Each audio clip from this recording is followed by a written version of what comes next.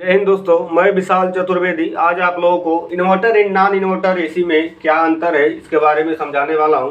Inverter AC और non inverter AC क्या होता है। अब देखिए इन्वर्टर एसी और नॉन इन्वर्टर एसी दोनों देखने में दोस्तों सेम दिखेगा। इन्वर्टर एसी और नॉन इन्वर्टर एसी देखने में सेम दिखता है। आप इसकी पहचान नहीं कर पाएंगे जल्दी कि इन्वर्टर एसी कौन सा है और नॉन इन्वर्टर एसी कौन सा है। इन्वर्टर एसी के ऊपर आउटडोर पे और इंडोर पे लिखा होता है इन्वर्टर एसी। जब तक इसको आप नहीं पढ़ेंगे तब तक पहचान नहीं कर सकते हैं कि इन्वर्टर एसी कौन सा है और नॉन इन्वर्टर एसी कौन सा है। तो दोस्तों दोनों देखने में तो सेम है। अब इसमें क्या है, इसमें 41032 नंबर गैस चार्ज होती है। इन्वर्टर एसी में क्या है, 41032 नंबर गैस चार्ज होती है, जो कि अच्छी गैस है। और जो नॉन इन्वर्टर नॉर्मल एसी है इसमें 22 और अभी न्यू एसी जो आ रही है उसमें 32 भी यूज होता है। तो दोनों में गैस तो सेम ही है दोस्तों। 32 इसमें भी है, 32 इसमें भी है। 22 यूज होता था जो ओजोन के लिए हमारे नुकसानदेह है। अब नए टेक्नोलॉजी में 32 भी आ रहा है, 22 भी है। अब देखिए लगभग दोनों में गैस तो सेम ही है, 32 उसमें भी 32। अब अंतर क्या है, अब इसमें क्या है, इंडोर में भी पीसीबी होता है। इन्वर्टर एसी में इंडोर में भी पीसीबी होता है और आउटडोर में भी पीसीबी होता है। नॉर्मल एसी में सिर्फ इंडोर में ही पीसीबी होता है। ये दोनों में अंतर हो गया। अब देखिए इन्वर्टर एसी में दोनों में पीसीबी है, इंडोर में भी और आउटडोर में भी, और नॉन इन्वर्टर में सिर्फ इंडोर में पीसीबी है। अब इसमें क्या है, कंप्रेसर जो है डीसी बोल्ट पे चलता है। कंप्रेसर डीसी बोल्ट पे चलता है। कंप्रेसर वेरिएबल कंप्रेसर होता है। इसमें आउटडोर में कंप्रेसर पीसीबी लगी होती है, जो कि फ्रीक्वेंसी को कम करा के हमारे कंप्रेसर को सप्लाई पहुंचाती है डीसी बोल्ट, जिससे इसकी स्पीड कम और ज़्यादा होती है। फुल लोड से लो स्पीड पे भी आता है। अब देखिए ये 220 वोल्ट लेके उसको डीसी में कन्वर्ट करके हमारे कंप्रेसर को देती है। हमारे आउटडोर का जो फैन मोटर है वो भी डीसी बोल्ट से चलता है। इंडोर का जो फैन मोटर है वो भी डीसी बोल्ट पे चलता है। और नॉन इन्वर्टर में क्या है, डायरेक्ट 220 वोल्ट एसी से ही कंप्रेसर हमारा चलता है और इसकी मोटर वगैरह भी 220 वोल्ट एसी पे ही चलता है। अब देखिए अब इन्वर्टर एसी में क्या है दोस्तों, अगर हम मान लीजिए हम अपने रूम की सेटिंग जो है 24 टेम्परेचर रखे हैं। अगर हम अपनी रूम की टेम्परेचर 24 पे रखते हैं, 24 टेम्परेचर पे रखते हैं, तो जब तक 24 टेम्परेचर नहीं आएगा तब तक हमारी कंप्रेसर क्या करेगी, फुल लोड पे काम करेगी। तब तक हमारी कंप्रेसर फुल लोड पे चलेगी जब तक कि रूम में 24 टेम्परेचर ना आ जाए। अब फुल लोड में चलेगी, जैसे ही 24 टेम्परेचर आ जाएगा तैसे ही आप अपने कंप्रेसर की स्पीड को क्या करेगी, कम कर देगी। कंप्रेसर की स्पीड को कम कर देगी। इसमें आउटडोर में पीसीबी लगा होता है जो कि इसकी फ्रीक्वेंसी को कम करता है और इसकी स्पीड कम होते चली जाती है। अब 24 टेम्परेचर आ गया तो इसकी कंप्रेसर क्या होगी, ये कंप्रेसर जो है दोस्तों वेरिएबल कंप्रेसर है। ये फुल लोड पे भी चलता है, 50% पे भी चलेगा, 30% पे भी चलता है। मतलब कि 24 टेम्परेचर आने के बाद कंप्रेसर बंद नहीं होगा। जबकि नॉन इन्वर्टर में क्या है, टेम्परेचर आने के बाद कंप्रेसर कट ऑफ हो जाता है। इसमें क्या है, टेम्परेचर आने के बाद इसके क्या करेगा, कंप्रेसर कट ऑफ नहीं होगा, अपनी स्पीड को कम कर देगा। अपनी स्पीड को मिनिमम से मिनिमम, कम से कम लोड पे चलाएगा। जिससे क्या होगी, हमारी बिजली की बचत होती है। बार बार कटिंग कट ऑफ कंप्रेसर नहीं होता, जिससे क्या होता है, करंट ज़्यादा कंज्यूम नहीं होता है। जब फुल लोड पे चलेगा दोस्तों तो 24 टेम्परेचर पे इसको रखे, 24 टेम्परेचर पे इसको रखे हैं, फुल लोड पे भी चल रहा है, फुल लोड पे भी चल रहा है, तो दोनों का एम्पियर क्या होता है, सेम लेगा। 1.5 टन की एसी है तो मान लीजिए नॉन इन्वर्टर 9 एम्पियर ले रही है, तो इन्वर्टर एसी क्या है, जब फुल लोड पे चलेगी तो 9 एम्पियर ये भी लेगी। अब इसका बिजली बचाता कैसे है, अब जब 24 टेम्परेचर पे आने के बाद, 24 टेम्परेचर जब आ जाता है उसके बाद क्या करता है, अपनी स्पीड को जब कम कर देता है तो इसकी करंट भी क्या होती है, कम हो जाती है। 3 एम्पियर, 2 एम्पियर, 4 एम्पियर, मतलब इसकी क्या होती है, एम्स जो है घट जाती है। तब ये क्या करता है, बिजली को बिजली कंज्यूम कम करता है, जिससे हमारी बिजली की बचत होती है। बार बार कटिंग कट ऑफ नहीं होता, जिससे एम्पियर ज़्यादा नहीं लेता है। स्टार्टिंग करंट ज़्यादा होता है कंप्रेसर का। नॉन इन्वर्टर में क्या है, कंप्रेसर जब स्टार्ट होती है तो इसकी क्या होती है, करंट जब स्टार्टिंग करंट होती है वो क्या होती है, ज़्यादा होती है, अधिक होती है स्टार्टिंग के समय। अब देखिए 24 टेम्परेचर आने के बाद ये अपनी स्पीड को कम कर दे रहा है। नॉन इन्वर्टर एसी में क्या है, अगर आप 24 टेम्परेचर रखे हैं, 24 टेम्परेचर, तो 24 टेम्परेचर जब तक नहीं आएगा तब तक ये क्या करेगा, फुल लोड पे चलता रहेगा, फुल लोड पे चलता रहेगा। जब तक इसकी रूम में टेम्परेचर 24 नहीं आ जाएगी तब तक एक फुल लोड पे चलता रहेगा।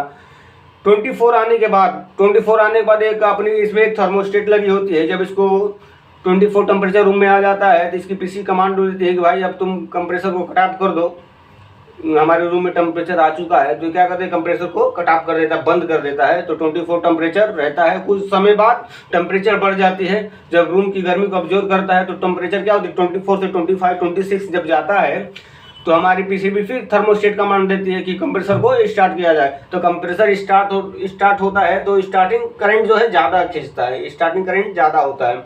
तो जब स्टार्ट होता है तो फिर फुल लोड पे चलेगा। कब तक फुल लोड पे चलेगा, जब तक कि 24 टेम्परेचर ना आ जाए। फुल लोड पे चलता रहेगा, फिर 24 टेम्परेचर आएगा, फिर बंद हो जाएगा, फिर 25 26 टेम्परेचर बढ़ेगा तो फिर ये स्टार्ट होगा। मतलब कि इसका पूरे दिन का शेड्यूल यही है कि जब टेम्परेचर आ जाएगी तो बंद होगा, फिर टेम्परेचर बढ़ेगी तो स्टार्ट हो जाएगा। अब इन्वर्टर एसी में क्या है, टेम्परेचर आने के बाद एक कंप्रेसर को कट ऑफ नहीं कराता है, अपनी स्पीड को कम कर लेता है। ये अपनी स्पीड को क्या करता है, कम कर लेता है और कम से कम करंट कंज्यूम करता है। तो दोस्तों इन्वर्टर और नॉन इन्वर्टर में ये तो आपने फर्क जान लिया कि इसकी कंप्रेसर जो है काम कैसे करता है। इन्वर्टर एसी में वेरिएबल कंप्रेसर होता है, जबकि सादे एसी में नॉर्मल कंप्रेसर होता है। अब चलिए अब देखिए इसका क्या है। अब इन्वर्टर एसी जो है दोस्तों, इसका क्या है, सर्विसिंग कास्ट ज़्यादा है। सर्विसिंग कास्ट क्या है, ज़्यादा है। रिपेयरिंग कास्ट ज़्यादा है। नॉन इन्वर्टर में क्या है, सर्विसिंग कास्ट कम है, रिपेयरिंग कास्ट भी कम है। मान लीजिए कि इन्वर्टर एसी जो है, इसकी अगर एक बार पीसीबी खराब हो गई, इन्वर्टर एसी की ज़्यादा से ज़्यादा टेक्नोलॉजी का इसमें उपयोग किया गया है, अगर एक बार पीसीबी खराब हो जाती है तो इसकी पीसीबी रिपेयरिंग चार्ज 15 से 16 हज़ार रुपये हो जाता है। मतलब अगर मान लीजिए कि एक साल में 2 बार ये खराबी हो गया तो आपकी जितना बिजली बचाएगी नहीं उससे ज़्यादा पैसा क्या करेगी, ले लेगी। अब नॉर्मल एसी क्या है, नॉर्मल एसी अगर बिगड़ती है, इसकी पीसीबी खराब भी होती है तो 2 से 3 हज़ार में रिपेयर हो जाती है।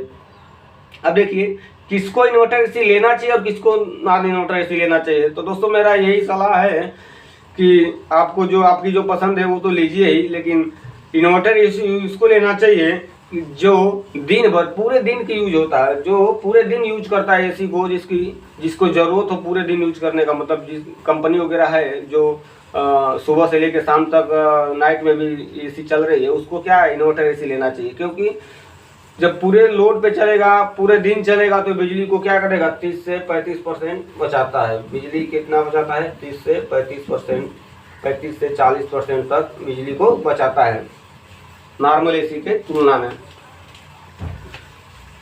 अब देखिए अगर 5 से 6 घंटा यूज करना है आपको, दिन भर में पूरे दिन में 5 से 6 घंटा यूज करना है या नाइट में 5 से 6 घंटा यूज करना है, तो आपको क्या करना चाहिए, नॉन इन्वर्टर एसी लेना चाहिए, नॉर्मल एसी लेना चाहिए। क्यों, क्योंकि देखिए अगर इन्वर्टर एसी आप लेने जाएंगे तो 40 हज़ार, कितने हज़ार की, 40 हज़ार की आती है।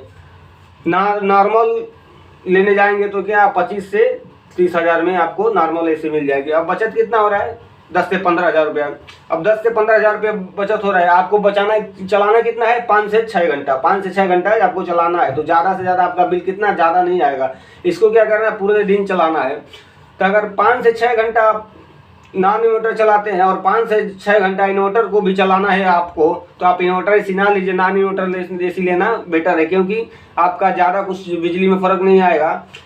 अगर 5 से 6 घंटे इन्वर्टर एसी भी हम चलाते हैं, 5 से 6 घंटा अगर नॉन इन्वर्टर एसी भी चलाते हैं, तो 30 से 35% आपका पूरे ईयर, एक साल में 30 से 35% आपकी बिजली अगर मान लीजिए बचाता है, 30 से 35% बिजली आपको बचा के दे रहा है, तो आपका पैसा भी तो ज़्यादा लग गया है। 40 हज़ार का आप इन्वर्टर एसी ले रहे हैं और वो 25-30 हज़ार में मिल जा रहा है, तो 10-15 हज़ार आप बचा रहे हैं, उतना तो आप ज़्यादा आप दे के खरीदे हैं इसको। उसके बाद अगर इसकी पीसीबी खराब हो गई, तो एक बार पीसीबी खराब हो गई तो 12 से 14 से 15 हज़ार रुपये इसकी रिपेयरिंग कास्ट है। सर्विसिंग कास्ट ज़्यादा इसका है। ये खराब हो गया 2 से 3 हज़ार में रिपेयर हो जाएगा। तो अगर कम यूज करना है तो आप नॉन इन्वर्टर एसी लेना आपको बेटर है।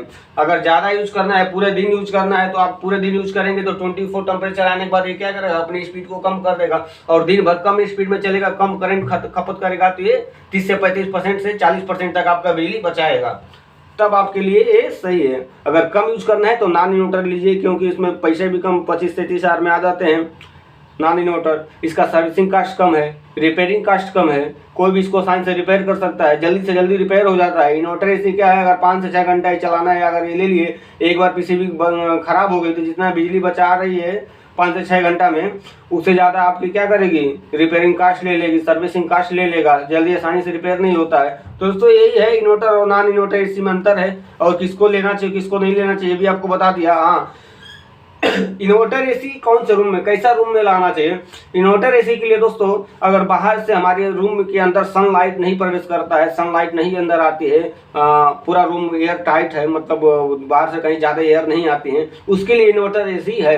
अगर मान लीजिए इन्वर्टर एसी लगा दिए और आपका रूम जो है सनलाइट के संपर्क में, ज़्यादा से ज़्यादा सनलाइट आपके रूम में आता है, तो क्या करेगा, हमेशा फुल लोड पे ही चलता रहेगा, 24 टेम्परेचर पे चलता ही रहेगा, कट ऑफ नहीं होगा। जब आपके रूम में कूलिंग मेंटेन नहीं होगी, उधर से सूर्य की प्रकाश आ रही है, इधर से कूलिंग हो रहा है, तो कूलिंग को कवर करने के लिए, सूर्य के ऊपर गर्मी को कम करने के लिए, दीवार को ठंडी करने के लिए फुल लोड पे चलता ही रहेगा 24 में, तो वो उतना ही 9 एम्पियर लेगा जितना वो लेता है, लेते जाएगा, वो तो ले ही रहा है, बराबर बिजली आ ही रहा है, और इसका सर्विसिंग कास्ट भी आपको उतना उससे ज़्यादा लगता है, रिपेयरिंग कास्ट भी ज़्यादा लगेगा, तो उसके मुकाबले इसको आपको ज़्यादा खर्चा करना पड़ेगा अगर आपके रूम में ऐसा प्रॉब्लम है। तो इन्वर्टर एसी उसको ही लेना चाहिए जिसका रूम एकदम पूरा सील्ड पैक है, मतलब ज़्यादा से ज़्यादा एयर बाहर से नहीं आती है, सन का जो प्रकाश है, जो सनलाइट है, ज़्यादा आपके रूम में नहीं आता है, तो आपको इन्वर्टर एसी लेना बहुत बेटर है। आपको पूरे दिन यूज करना है तो, नहीं तो नॉर्मल एसी आप यूज कर सकते हैं। तो दोस्तों यही आशा करता हूँ आपको अच्छी तरीके से समझ में आ गया होगा inverter and non inverter AC में क्या अंतर है।